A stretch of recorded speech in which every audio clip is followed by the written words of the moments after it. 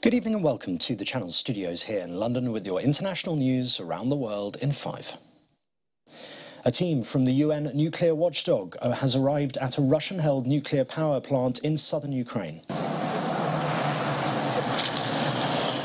The convoy of IAEA vehicles reached the power station at about 2:15 Moscow time. Russia's defense ministry says it thwarted an attempt by a Ukrainian sabotage group to seize the plant on Thursday in what it called a provocation aimed at disrupting the site's inspection. Russia's Foreign Minister Sergei Lavrov says Moscow expects the UN's nuclear inspectors to produce an unbiased report on the state of the Zaporizhzhia power plant. 4 people have been killed in clashes among rival Shiite Muslim militants in the southern Iraqi city of Basra. It is the latest violence to hit the country in a political crisis that pits followers of the powerful Shiite cleric Muqtada al-Assad against mostly Iran-aligned parties and paramilitary groups.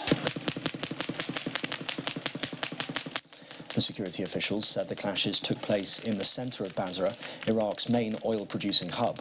2 of those killed were members of Assad's Peace Brigade's militia.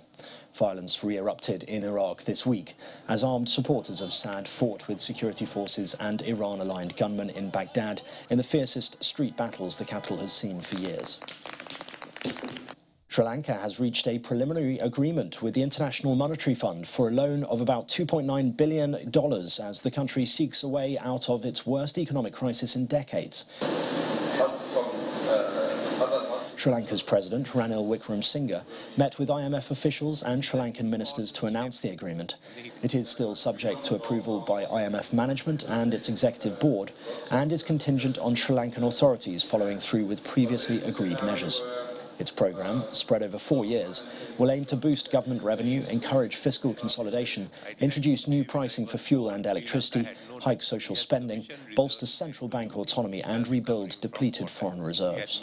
For me, I would consider this to be a beginning of a new economic era, where we are committed to a very competitive, export-oriented industry while maintaining and improving our social standards as well as looking after the vulnerable groups.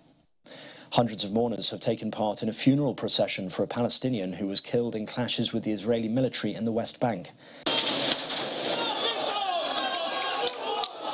The mourners marched through the streets of Lanka refugee camp, some firing rounds in the air. 2 Palestinians were killed on that day in separate clashes with the Israeli military in the occupied West Bank. A 26-year-old man from the Lanka refugee camp near Jerusalem was shot in the heart, and a 25-year-old man from the Al-Ain refugee camp in Nablus was shot in the neck. Newly released police body cam footage shows the moment 2 men were rescued off the coast of Boston Harbor. All right. Hey, back it up. Back it up. There we go.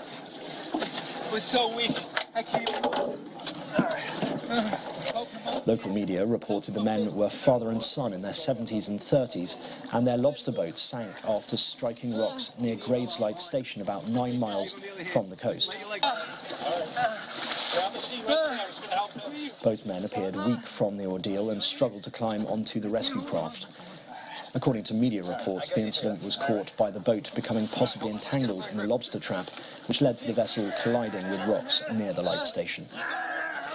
And finally, the food festival fight known as Tomatina returned in the eastern Spanish town of Bunol after a 2-year break due to the pandemic. The Tomatina's 75th edition started at midday after a firecracker was set off, giving the signal to 6 trucks loaded with tomatoes to drive through the main street, distributing the 130 tons of fruit.